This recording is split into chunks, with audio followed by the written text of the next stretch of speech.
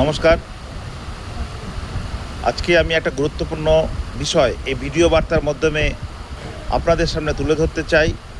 যদি আপনাদের ভালো লাগে এবং আমার সাথে একমত হন, তাহলে আপনারা সবার কাছে শেয়ার করে দেবেন, এই অনুরোধটা রাখছি।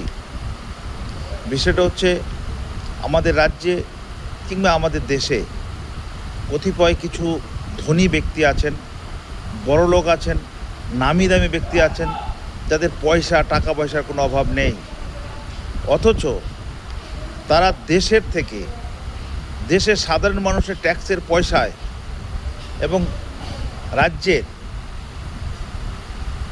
মানুষের ট্যাক্সের পয়সায় তারা সরকারের তরফ থেকে সিকিউরিটি নেয় বা সিকিউরিটি পায়।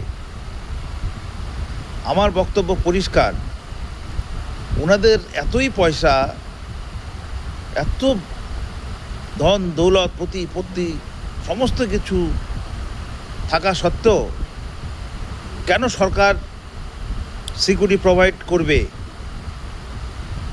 ওরা নিজস্ব সিকিউরিটি রাখুক, নিজের পয়সা ব্যয় করে সিকিউরিটি রাখুক। সেখানে যদি 20 জন থাকে বা 30 জন থাকে বা 10 জন থাকে, যদি রিকোয়ারমেন্ট হয় ওদের সিকিউরিটির, তাহলে তো এটা আমাদের আরও ভালো হবে, ওখানে কর্মসংস্থান হবে। আমি চাই সরকার টোটালি এই ভিআইপি কালচার যেটা আমরা মানি এবং কতিপয় ধনী লোকরা যে সরকারি নিরাপত্তা নিয়ে ঘোরে, সেইটা ইমিডিয়েটলি বন্ধ করা হোক।